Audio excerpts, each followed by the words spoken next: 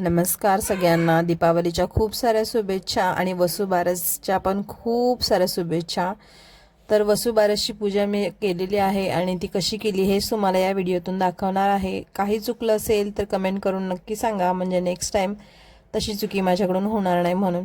इथे मी छोटासा पाट घेतला, त्याच्यावरती पिवळ्या रंगाचा कपडा घेतला. आता बरेच जण म्हणतात लाल रंग वापरायचा नाही, हे पण मी रील्सलाच बघितलं, म्हणून मी लाल रंगाचा कपडा न वापरता पिवळ्या रंगाचा कपडा वापरला. त्याच्यावरती थोडेसे तांदूळ घेतले, त्याच्यावरती गाई वासराची मूर्ती ठेवली. त्याच्यानंतर अजून थोडेसे तांदूळ घेतले, त्याच्यावर कृष्ण ठेवला.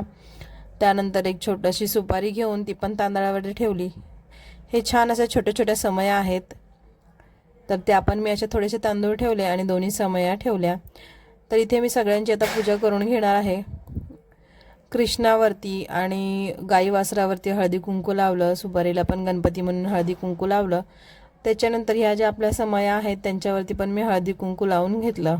दीपावली म्हणजे दिव्यांची पण पूजा झालीच, त्याच्यामुळे मी इथे त्या सगळ्यावरती हळदी कुंकू वाहिलं आणि मग सगळ्या दिव्यांना आणि गाई वासरा आणि कृष्णाला आणि सुपारीला फुलं पण वाहिली.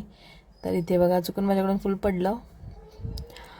त्याच्या आधीच मी सगळ्या देवांची पूजा करून घेतली होती, देव धुवून सगळी पूजा करून घेतली होती. त्याच्यानंतर मग आता ही पूजा करायला घेते, सगळीकडे फुले वाहते मी आता. त्याच्यानंतर ना मी मस्तपैकी सगळीकडे फुले वाहिली आणि इतकं सुंदर दिसत होतं तो छोटासा पाट आणि सगळी पूजा. आणि दीपावली म्हणजे दिवा तर असणारच, आणि दिव्याने देवांना ओवाळून घेते.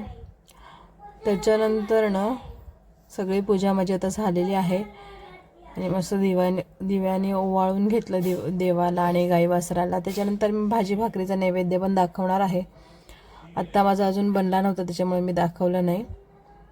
तर हे पहा, खूप सुंदर अशी पूजा करून घेतली मी.